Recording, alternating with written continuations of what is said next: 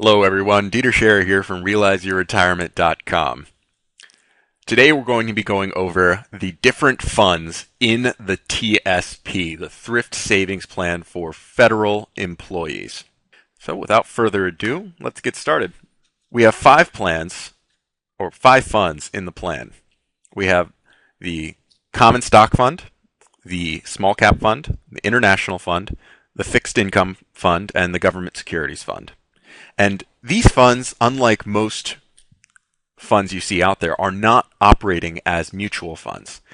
They are, in fact, trust funds run by Blackrock Institutional Trust Company, and as such, they're not regulated by the SEC, so they cannot be brought up in most financial reporting software. BlackRock simply tracks the indexes that are specified in the fund documents, so we'll be delving into those indexes today. Before we get started, I just want to go over the expenses of the funds and say that they are incredibly low, running at about 0.025%, which, if you look at it for each $1,000 in the portfolio, it runs about 25 cents per $1,000, an incredibly low management fee. However, this has a caveat because they're trying to keep management fees and transaction fees low. Participants in the plan are limited to 2 interfund transfers each year, which means that you reallocate your assets between the different funds.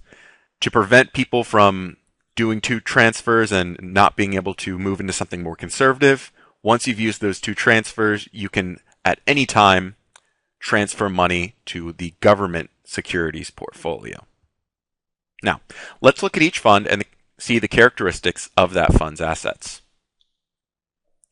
The C Fund, or Common Stock Fund, tracks the S&P 500 index. Now, the S&P 500 index is made up of 500 of the largest companies in the United States. Therefore, this would be considered a large cap fund. Now, if we look at the characteristics of this fund, the size of the median company, which is the middle company where half of all of the companies are larger and half are smaller, is 12.8 billion. The size of the smallest company is 1.7 billion, and the size of the largest company is $423 billion.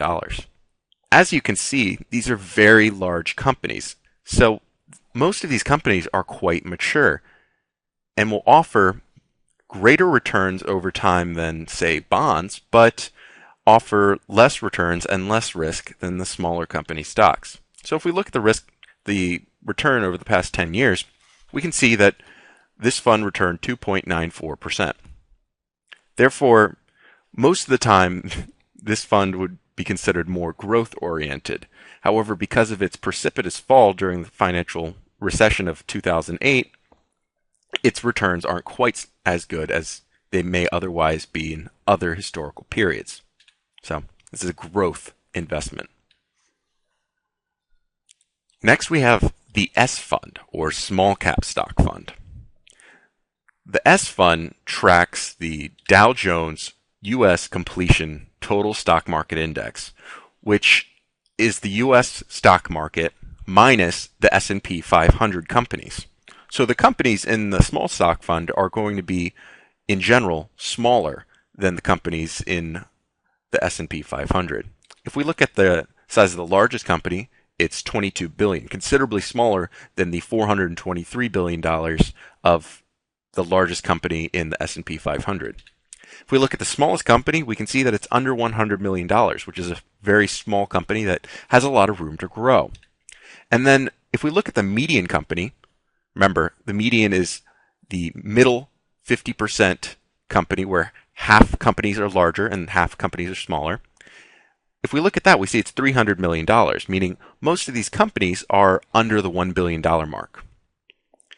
Because small cap stocks have room to grow, they generally offer higher risk, but also higher return than large cap stocks. So if we look at their past 10-year performance, and we'll see that they offered slightly better returns than the large cap stocks with 6.11% in returns. Because of their risky nature, we classify this as an aggressive growth fund. Next, we have the I Fund, which stands for the International Stock Fund. Now, the International Stock Fund tracks the Morgan Stanley Capital International Europe Australasia Far East Index, more commonly called the MSCI EAFE International Index. This index tracks large companies in other developed nations, such as Japan, Germany, France, Switzerland, the United Kingdom, and Australia. Now, the size of the median company in the I Fund is 5.2 billion. The size of the smallest company is 514 million, and the size of the largest company is 210 billion. So these companies are smaller than the companies in the S&P 500, yet they're still quite large if we compare them to the S Fund. Therefore, they offer large cap diversification globally and helps reduce the risk of just investing in United States stocks. If we look at the returns over the past 10 years, we can see that they're 4.72%, about halfway between the small cap stocks and large cap stocks. So they offer a good amount of diversification and could help increase expected returns. Therefore, we consider these a growth investment. The F Fund, or the Fixed Income Fund, tracks the Barclays Capital Aggregate Bond Index, which includes both government and private corporation investment-grade bonds in the U.S. Now, if we look at the characteristics of the fund, we'll see that it has a 4.36-year duration. Now, what does that mean? Well, duration measures interest rate risk. Say interest rates increase by 1%, meaning new bonds are paying more income than old bonds. Well, a 1% increase will decrease the price of the old bonds by 4.36%. The same thing would occur if there was a 1% decrease, except there would be a 4.36% increase in bond price. 41% of this income fund is invested in government securities. The remaining 59% of the fund is in private corporation bonds. And there are 7,830 notes and bonds in the fund. Now, if we look at the returns over the last 10 years, we'll find that they've done quite a bit better than the large company stocks that we looked at in the C Fund. And this is largely due to the fact that there were two recessions within this time period between 2001 and 2011. And those incredibly impacted the performance of stocks. As people were more and more worried about the stock market, people also crowded into fixed income securities, which drove the returns up for holders of the security. So because this is both a less risky asset and it really helps preserve your wealth as well as give you income, I would classify this as an income and preservation security. The G Fund stands for the Government Securities Fund. Now, the G Fund is a little bit different than the other funds because it doesn't track an index. Instead, the G Fund invests in U.S. government bonds specially issued by the U.S. Treasury. These bonds are non-marketable, and that means that changes in interest rates won't have an effect on the price of the bonds because you cannot buy and sell them on the open market, which makes them lower risk because they're not subject to interest rate risk. They're also only issued by the U.S. government, which has one of the strongest credit ratings in the world, despite recent downgrades. Because it's only government securities, it's 100% in government bonds. So there is no private bonds involved in this fund. And because the securities in the fund are non-marketable, the only earnings that you'll receive from the G Fund are from income, not the appreciation of the bonds' prices. Now, over the last 10 years, the Government Securities Fund has returned 3.96%, which is about 1% above inflation.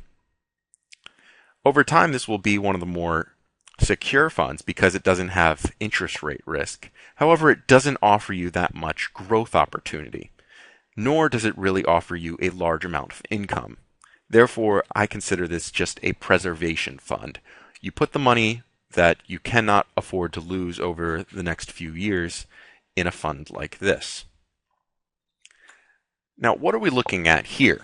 Well, this is a breakdown of all of the assets in the TSP currently by all participants and how all of those participants have invested their funds. So this isn't a specific person's portfolio, nor is it a recommendation for a portfolio. This is just looking at the different sizes of each of the funds and comparing them to one another. So if we look at the C fund, there's $71 billion invested in the C fund, and that is over here in the dark blue. And if we look at the S fund, it's over here in the light blue. There's $25.7 billion, which makes up about 9% of all the assets in the plan. The I fund has $21.2 billion, which is 7% of all of the assets. And the F fund is $23 billion, meaning it's 8% of the assets. And 51% of all of the assets in the TSP are invested in the G fund, in government securities, which amounts to $147.7 billion.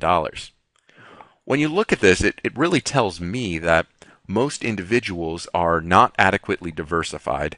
They are mostly in either U.S. stocks or government securities. And government securities may allow you to preserve your income, but they're not going to allow you to grow your investments over time.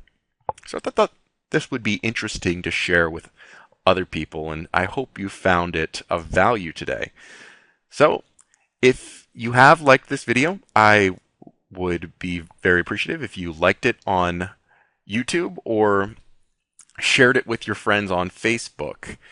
You can check out my other videos at the end of this video, including a video on TSP lifecycle funds and another one on 4 ways that retirees often sabotage their retirement when they retire early.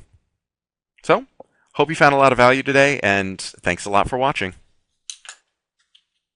Today we're going to go over TSP lifecycle funds and an example of why they aren't that great. Lifecycle funds started cropping up in the early 2000s as a cheaper way to invest with professional advice. The idea is pretty attractive. Invest your money with a lifecycle fund targeted to your date of retirement, and you never have to worry about managing your investment.